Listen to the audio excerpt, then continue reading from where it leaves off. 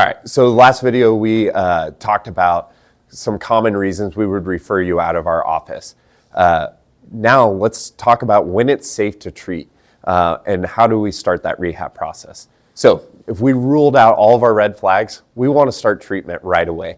We believe the best time to treat an injury is immediately after that injury. We want to get in there as soon as possible because we want to change tissues and we want to make sure we get rid of that old stagnant swelling that sometimes happens even 24, 48 hours afterwards. We know swelling is good, but sometimes it's not moving. So one of the ways that we facilitate good inflammation is needling and other soft tissue things.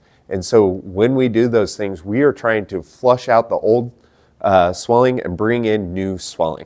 Then we need to start trying to reduce the pain. Obviously, that is something that brings people in. We want to reduce the pain, and we do that through movement. We do that through dry needling, all of those things.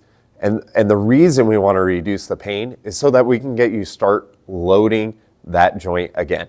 The knee is a load-bearing joint, meaning we put a lot of forces into it. And so we got to get back into some of those force-producing activities so we can start that recovery process.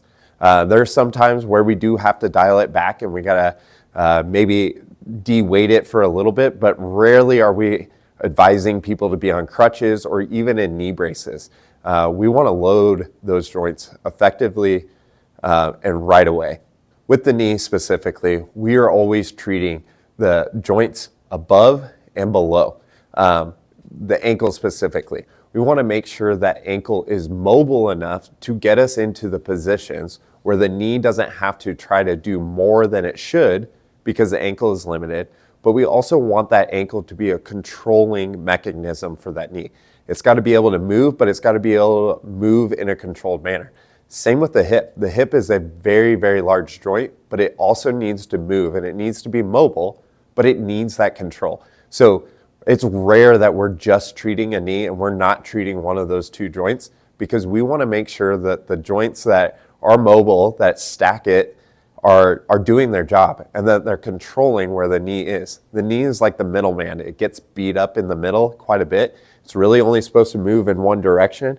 Anytime it moves in those other directions, that's when we get into trouble. And so we got to treat the ankle and the knee. So if we have strains or sprains, one of the ways that we treat those strains and sprains is needling and other soft tissue like we mentioned before.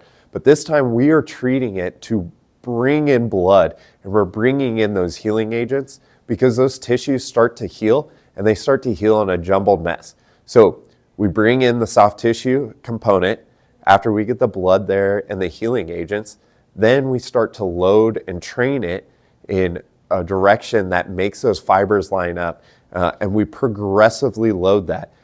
So there is going to be some soreness, maybe a little bit of discomfort, but that's that natural process that we have to go through to make sure that we are getting the minimal effective dose to get this thing back to the way it was before, if not stronger.